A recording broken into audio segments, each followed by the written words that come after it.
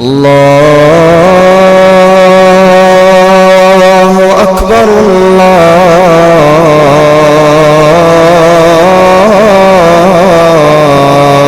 اکبر.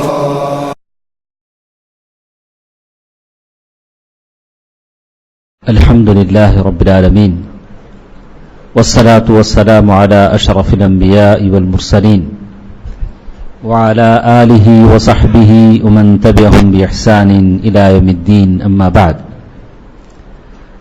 محترم حضرات، بزرگوں، دوستوں، عزیزوں، پردہ نشین خواتین، ماں اور بہنوں، جیسے کہ ہمارا وعدہ ہے اور طریقہ ہے کہ آخری جز 30واں پارہ ہم کوشش کریں گے کہ سورہ نبا سے سورہ ضحیٰ تک اور ہمارے شیخ محترم شیخ عبدالغنی صاحب عمری مدنی سورہ ضحیٰ سے سورہ ناس تک ترجمہ اور تفسیر کے ساتھ انشاءاللہ ہم ختم کریں گے. تو آج کے اس درس میں ہمارے ساتھ سورہ نبا کی آیتیں ہیں. اللہ تعالیٰ کی توفیق سے اللہ تعالیٰ کی کتاب کی آیتوں سے بڑھ کر، اس مجلس سے بڑھ کر اور کوئی مجلس ہو نہیں سکتی. تو ہم پہلے قرآن مجید کی ان آیتوں کی تلاوت کرتے ہیں، پھر ہلکا سا اس کا ترجمہ اور شرح آپ کے سامنے رکھیں گے.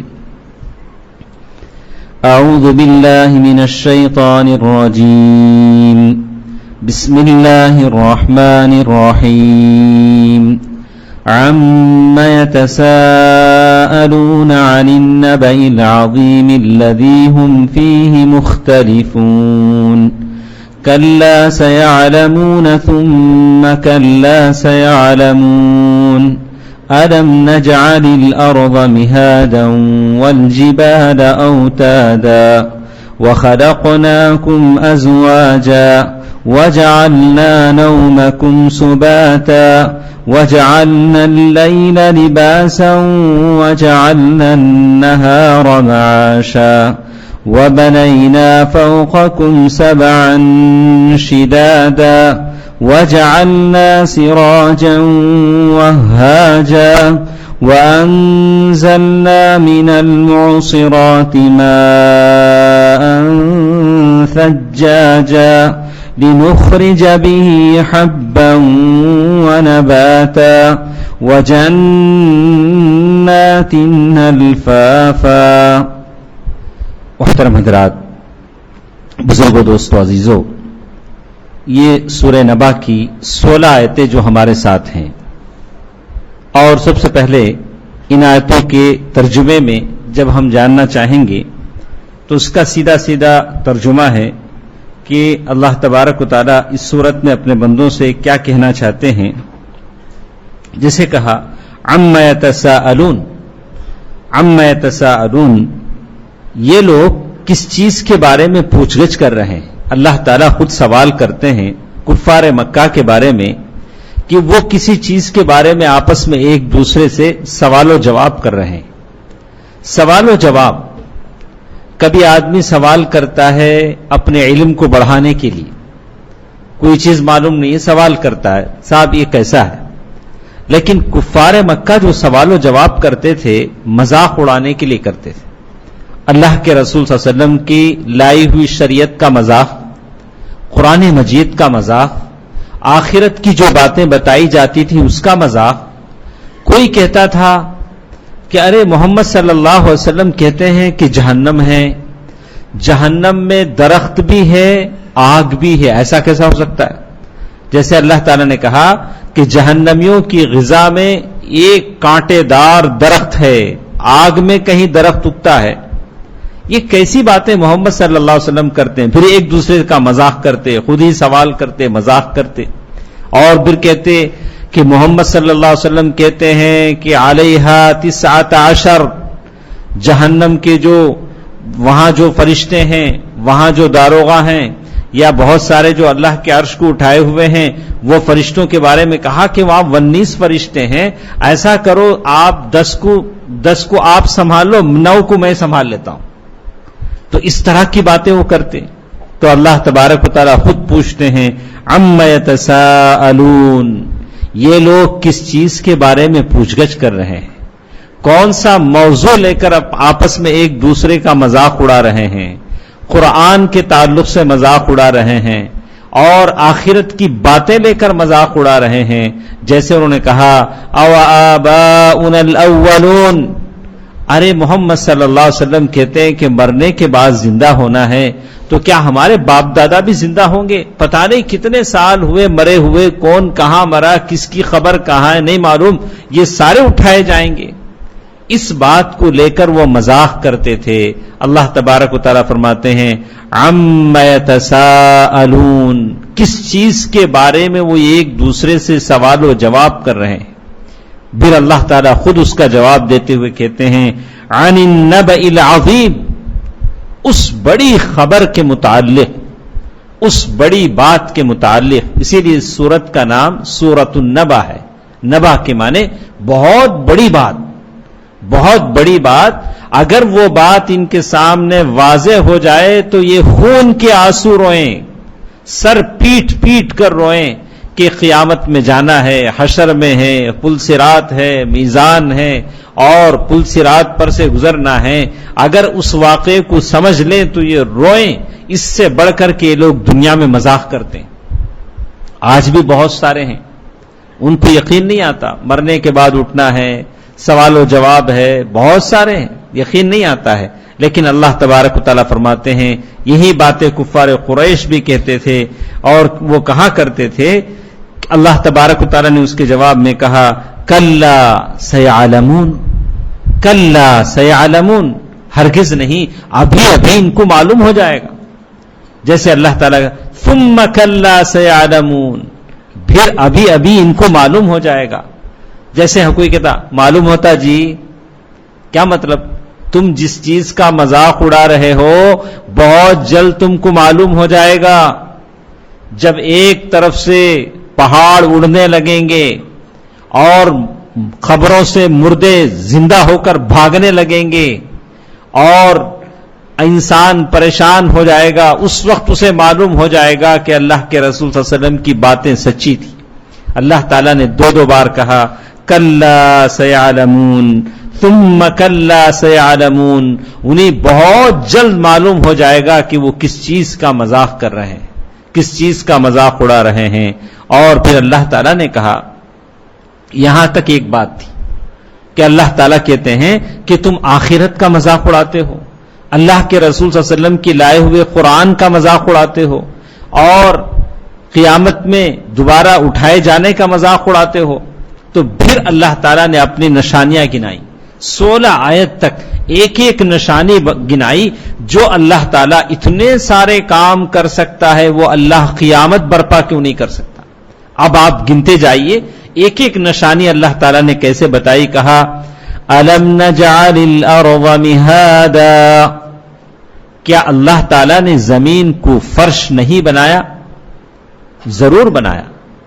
زمین جس کو اللہ تعالیٰ نے اتنا سخت نہیں کر دیا کہ زمین سے آپ کوئی کام نہ لے سکیں، نہ زمین پر چل سکیں، نہ زمین پر سفر کر سکیں، نہ زمین کھود کر گھر بنا سکیں.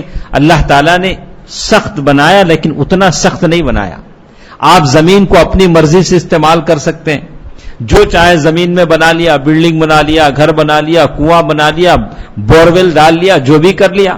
کبھی سفر کر لیا، زمین پر سو گئے. الم نجعل الارض مہادا، اور نہ زمین کو اتنا نرم کر دیا کہ آپ بالکل اس پر کچھ نہ کر سکیں، پانی کی طرح بالکل نرم. اللہ تعالیٰ کہتے ہیں الم نجعل الارض مہادا، کیا ہم نے زمین کو تمہارے لیے فرش نہیں بنایا؟ مہد کے اصل معنی ہیں جھولے کے، یا عورت جو اپنے بچے کو رکھنے کے لیے جو بناتی ہے، بالکل نرم و نازک، جس میں بچہ آرام سے سو جاتا ہے. بالکل ویسے اللہ تعالیٰ نے اس زمین کو آپ کے لیے بنایا، میرے لیے بنایا. وہ زمین جس میں لوگ دفن ہوتے ہیں. اسی لیے کہتے ہیں آدمی کو اپنی حقیقت اس وقت معلوم ہوتی ہے جب اسے قبر میں ڈال کر ڈالنے والے ایک مٹھی مٹی ڈالتے ہیں، ڈال کر مٹی بھی کہاں صاف کرتے؟ کہاں صاف کرتے؟ اسی قبر میں صاف کرتے. جا بھائی جا، ہو گئی تیری. یہ زندگی بھر کا ساتھ دینے کے لیے جب آتے ہیں مٹی ڈالتے ہیں اور مٹی بھی وہیں صاف کر لیتے ہیں، اسی قبر میں صاف کر لیتے ہیں، تب اسے معلوم ہوتا ہے کہ دنیا کی ساری باتیں یہ تھیں. تو اللہ تبارک و تعالیٰ فرماتے ہیں الم نجعل الارض مہادا، کیا زمین کو ہم نے تمہارے لیے فرش نہیں بنایا؟ یہ زمین جس سے آدمی کا بہت بڑا رشتہ ہے، اسی پر جیتا ہے، اسی پر مرتا ہے، اسی میں گلتا ہے اور اسی میں سب کچھ ہوتا ہے. اللہ تعالیٰ نے کہا الم نجعل الارض مہادا، اسی زمین پر وہ سجدے بھی کرتا ہے، جو سجدے ہم کرتے ہیں اسی زمین پر کرتے ہیں. اور یہ زمین، اسی لیے اللہ کے رسول صلی اللہ علیہ وسلم نے حضرت علی رضی اللہ تعالیٰ عنہ کو کہا تھا ابو تراب. حضرت علی رضی اللہ تعالیٰ عنہ مسجد میں لیٹے ہوئے ہیں اور مسجد کی مٹی لگی ہوئی ہے چادر کو، کہا اے مٹی کے باپ اٹھو. تو زمین کا ایک خاص رشتہ ہے اور اسی مٹی سے انسان پیدا کیا گیا ہے. اللہ تعالیٰ نے کہا الم نجعل الارض مہادا، کیا ہم نے زمین کو تمہارے لیے فرش نہیں بنایا؟ اور پھر اللہ تبارک تعالیٰ فرماتے ہیں والجبال اوتادا، اور ہم نے تمہارے لیے پہاڑ بنائے اور پہاڑوں کو ہم نے تمہارے لیے میخیں بنائی، پہاڑ میخ کے برابر بنائے. اسی لیے کہا کہ جو بھی میخ آدمی گاڑتا ہے اندر زیادہ گاڑتا ہے، باہر تھوڑا باقی رکھتا ہے. تو اسی لیے کہا کہ اللہ تعالیٰ نے زمین کے اوپر جتنا پہاڑ رکھا ہے اس سے کئی گنا زیادہ زمین کے اندر ہے. زمین کے اندر وہ پہاڑ ہیں. اور جیسے اللہ تبارک و تعالیٰ نے دوسری آیتوں میں کہا کہ ہم نے زمین میں پہاڑ بنائے وبارک فیہا وقدر فیہا اقواتہا، اور ہم نے زمین پر برکت دی اور زمین میں لوگوں کی رزق رکھ دیے. اور یہ جو پہاڑ اللہ تعالیٰ نے بطور میخ کے بنائے. تو اللہ تبارک و تعالیٰ فرماتے ہیں کہ یہ ہماری نشانیاں ہیں. زمین کو تمہارے لیے فرش بنایا اور زمین پر تمہارے لیے ہم نے پہاڑ گاڑ دیے کہ زمین لڑکے نہ، زمین لڑک نہ جائے. اس لیے اللہ تعالیٰ نے پہاڑ بنائے اور زمین ثابت رہتی ہے، ثبات رہتی ہے، کھڑی ہوئی رہتی ہے. اگر یہ پہاڑ نہ ہو تو زمین لڑک جائے. اتنے بڑے بڑے پہاڑ اللہ تعالیٰ نے بنائے. لیکن ایک دن جب آئے گا تو یہ پہاڑ بھی زمین کو باقی نہیں رکھ سکیں گے. جیسے اللہ تعالیٰ نے کہا کہ تم دیکھو گے کہ پہاڑ روئی کی طرح اڑنے لگیں گے، کالعہن المنفوش. قرآن نے کہا کہ دھنکی ہوئی روئی کی طرح یہ پہاڑ بھی اڑیں گے، کالعہن المنفوش. پھر اللہ تبارک و تعالیٰ آگے چل کر کہتے ہیں وَخَلَقْنَاكُمْ أَزْوَاجًا، ہم نے تمہارے جوڑے جوڑے بنائے. ہم نے تمہارے جوڑے جوڑے بنائے. کیا ہے اس کا مطلب؟ کہا کہ اللہ تعالیٰ نے ہر چیز کا جوڑا جوڑا بنایا. مرد بنایا تو ساتھ عورت بنایا، اور خوش نصیب ایک کوئی نیک بنایا تو اس کے ساتھ بد آدمی بنایا. چاند بنایا، رات بنایا تو ساتھ دن بنایا، دن اور رات، اور اچھا اور برا. اور اسی طرح انسان کے ساتھ ساتھ مرد اور عورت. اللہ تبارک و تعالیٰ فرماتے ہیں ہم نے تمہارے جوڑے جوڑے بنائے. اور اللہ تعالیٰ نے قرآن مجید کی آیتوں میں کہا لیسکونا، ہم نے جوڑے اس لیے بنائے کہ تمہارے دل کو سکون ملے، تمہارے دل کو سکون ملے اور محبت پیدا ہو اور دنیا میں نسل چلتی رہے. اسی لیے اللہ تعالیٰ نے جوڑے جوڑے بنائے.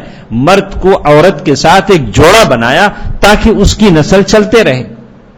اسی لیے حدیث میں بتلایا گیا کہ اگر اللہ تبارک و تعالی حوا کو اگر آدم علیہ السلام کے پسلی کے ہڈی سے پیدا نہ کرتا تو کوئی مرد اور اپنی عورت پر مہربان نہ ہوتا، چونکہ اس کے جسم سے نکلی ہوئی چیز ہے.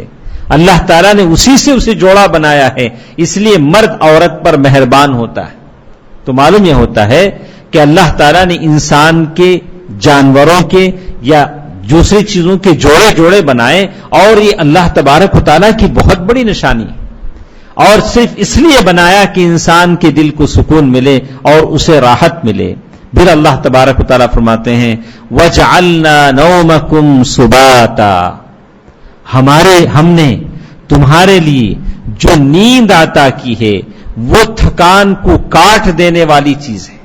مطلب یہ ہے وَجَعَلْنَا نَوْمَكُمْ، ہم نے جو نیند تمہیں دیا ہے، نیند کی دولت، نیند کی بھی دولت کیا عجیب ہے. نیند ہر ایک کو عطا نہیں ہوتی، لیکن اللہ تعالیٰ نے نیند، سو جانا، مالدار کو بھی دیا، غریب کو بھی دیا، فقیر کو بھی دیا، امیر کو بھی دیا.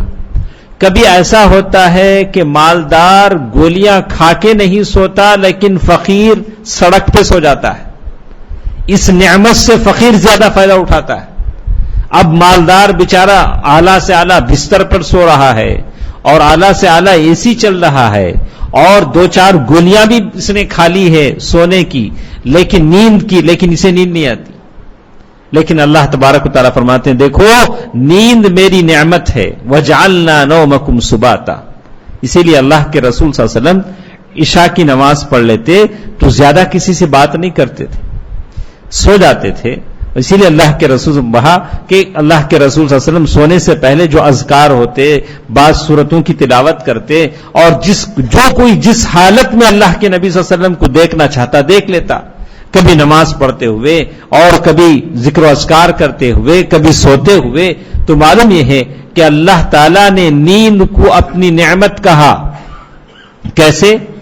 دن بھر کی تھکان کو دور کرنے کا ذریعہ نیند ہے، اور آدمی جب سو جاتا ہے تو سونے سے بڑھ کر کوئی نعمت نہیں ہوتی، اور پوری تھکان اس سے دور ہو جاتی ہے. وَجَعَلْنَا نَوْمَكُمْ سُبَاتًا. اللہ تبارک و تعالیٰ فرماتے ہیں کہ یہ نیند نعمت ہے، اور اسی لیے اللہ کے رسول صلی اللہ علیہ وسلم نے دعا سکھلائی کہ اگر کسی کو نیند نہ آئے تو وہ دعا کرے اور دوسرا رخ بدل جائے اور پھر وہ سو جائے. اللہ تعالیٰ ضرور اسے نیند سے ہم کنار کریں گے، اسے نیند کی نعمت عطا کریں گے. اور اللہ تبارک و تعالیٰ فرماتے ہیں وَجَعَلْنَا اللَّيْلَ لِبَاسًا. اور ہم نے رات کو لباس بنایا. رات کو ہم نے لباس بنایا. کیا مطلب؟ رات کو لباس بنایا کا مطلب لباس آدمی پہن لیتا ہے تو سارا جسم اس کا چھپ جاتا ہے. بالکل ویسے ہی رات جب آ جاتی ہے تو سارے لوگ سکون کی نیند سونا چاہتے ہیں. ایک کالا پن اور ایک تاریکی چھا جاتی ہے اور ایک دم خاموشی چھا جاتی ہے، اور یہ اللہ تعالیٰ کی بہت بڑی نعمت ہے. اللہ تعالیٰ نے قرآن مجید میں ذکر کیا کہ اللہ تعالیٰ کی نعمت ہے کہ رات آتی ہے دن جاتا ہے، اور دن جاتا ہے رات آتی ہے. اگر ہمیشہ رات باقی رہے تو آپ اور ہم کچھ نہ کر سکیں، اور دن ہمیشہ باقی رہے تو آپ اور ہم کچھ نہ کر سکیں. یہ رات اور دن کا جانا یہ اللہ تبارک و تعالیٰ کی بہت بڑی نعمت ہے. اللہ تعالیٰ نے ایک ایک نعمتوں کو گنانا شروع کیا. کیا کیا نعمتیں اللہ تبارک و تعالیٰ دیتے ہیں؟ وَجَعَلْنَا النَّهَارَ مَعَاشًا. اور دن ہم نے اس میں تمہاری روزی روٹی کا ذریعہ بنایا. دن میں محنت کرتے ہو، روزی روٹی کماتے ہو، یہ اللہ تعالیٰ کی بہت بڑی نعمت ہے. اگر قوم اس کے خلاف کرتی ہے، راتوں کو جاگتی ہے، دن میں سوتی ہے، تو یہ بات غلط ہے. اللہ تعالیٰ فرماتے ہیں وَجَعَلْنَا النَّهَارَ مَعَاشًا. دن تمہارے لیے معیشت کا ذریعہ ہے، روزی روٹی کمانے کا ذریعہ ہے. دن میں محنت کرو، رات میں اللہ تعالیٰ کی عبادت کرو اور آرام کرو. اللہ تبارک و تعالیٰ نے آرام کو بطور نعمت کا ذکر کیا ہے. اسی لیے ہم دیکھتے ہیں کہ ہم سے پہلے جو لوگ تھے راتوں میں عبادتیں بھی کرتے تھے، قرآن مجید کی تلاوت بھی کرتے تھے، لیکن سوتے بھی تھے. اس لیے کہ سونا بھی جسم کا ایک حصہ ہے، اور سونے سے کہا کہ آدمی جب سوتا ہے تو صحت مند ہوتا ہے. تو اللہ تبارک و تعالیٰ نے فرمایا وَجَعَلْنَا النَّهَارَ مَعَاشًا. اور دن کو ہم نے تمہارے لیے روزی روٹی کمانے کا ذریعہ بنایا. وَبَنَيْنَا فَوْقَكُمْ سَبْعًا شِدَادًا. ہم نے تمہارے اوپر 7 سخت آسمان بنائے. 7 سخت آسمان، یعنی اللہ تبارک و تعالیٰ فرماتے ہیں فَارْجِعِ الْبَصَرَ. ہم نے تمہارے سر پر آسمان بنائے ہیں. ایسا کرو سر کے اوپر ایسے اٹھا کر دیکھو آنکھیں کہ آسمان میں کوئی تم کو خامی نظر آتی ہے، کوئی سوراخ نظر آتا ہے یا کوئی جھول نظر آتا ہے. تو کہا کہ نہیں، فَارْجِعِ الْبَصَرَ. تمہاری نگاہ بار بار ایک بار نہیں 2 بار دیکھو، تمہاری نگاہ لوٹے گی اور اللہ تعالیٰ کی بنائی ہوئی چیز میں، خلقت میں کوئی عیب نظر نہیں آئے گا۔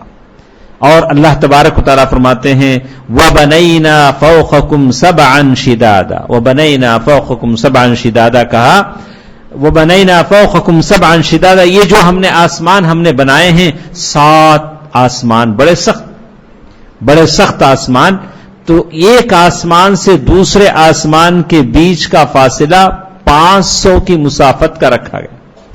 500 کی مسافت، 500 سال کا فاصلہ ایک آسمان سے دوسرے آسمان تک ہے۔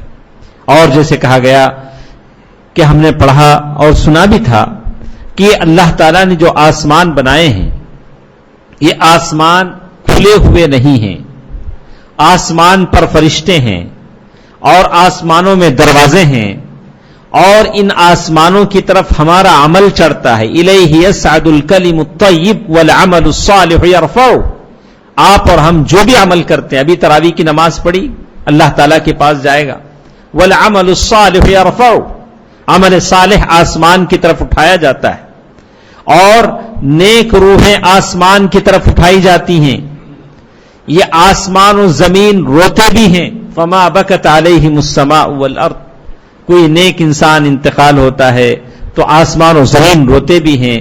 تو معلوم یہ ہوتا ہے کہ اللہ تبارک و تعالیٰ فرماتے ہیں ہم نے تمہارے سروں پر 7 سخت آسمان پیدا کیے، یہ آسمانوں کا پیدا کرنے والا کیا حشر کا دن لا نہیں سکتا؟ کیا تمہاری زندگیوں کا حساب نہیں لے سکتا؟ یہ اللہ تعالیٰ بتانا چاہتے ہیں۔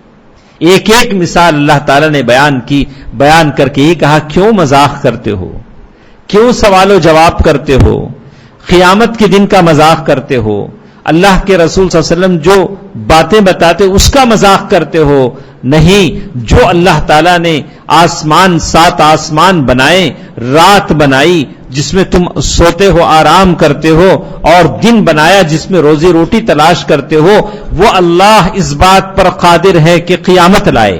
پھر اللہ تعالیٰ نے کہا وَجَعَلْنَا سِرَاجًا وَهَّاجًا، ہم نے روشن چراغ بنایا، سورج جس میں آدمی روشنی حاصل کرتا ہے، اس کی روشنی میں کیا کیا فائدے انسان کے رکھے گئے، اس کی سورج کی روشنی میں انسان کیا کام کرتا ہے اور اس کی طاقت سے فائدہ اٹھاتا ہے، پھل میوے اس کی گرمی سے پک جاتے ہیں، اور انسان اس کے علاوہ بہت سارے بے حد فائدے سورج کی روشنی سے حاصل کرتا ہے۔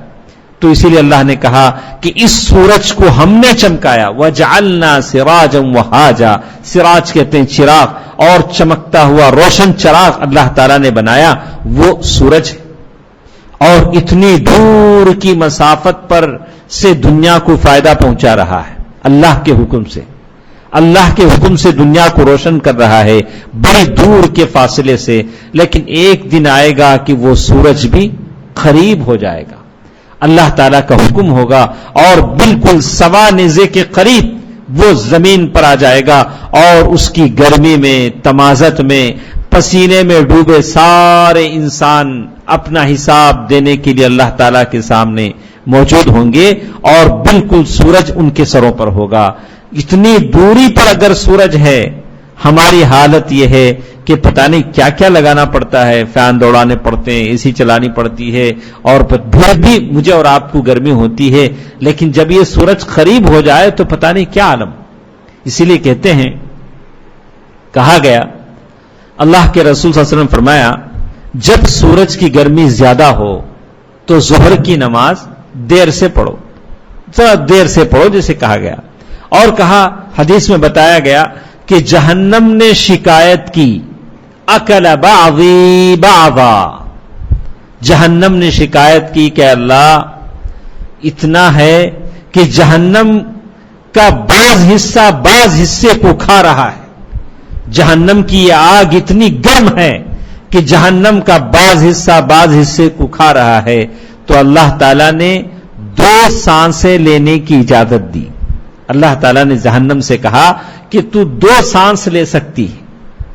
ایک سانس وہ ہے جب سردی کے زمانے میں جب حد سے زیادہ سردی ہوتی ہے تو وہ جہنم کی زمہریر جو جہنم میں ایک دم ٹھنڈک کا عذاب ہے وہ عذاب کی سانس ہے، اور دھوپ کے زمانے میں جب حد سے زیادہ گرمی ہوتی ہے تو یہ جہنم کی گرمی کا سانس ہے، اور یہ اللہ تبارک و تعالیٰ کہتے ہیں کہ یہ سورج کی گرمی تو یہ ہے، جہنم کی گرمی کا یہ عالم ہے جو اللہ تعالیٰ نے پیدا کیا۔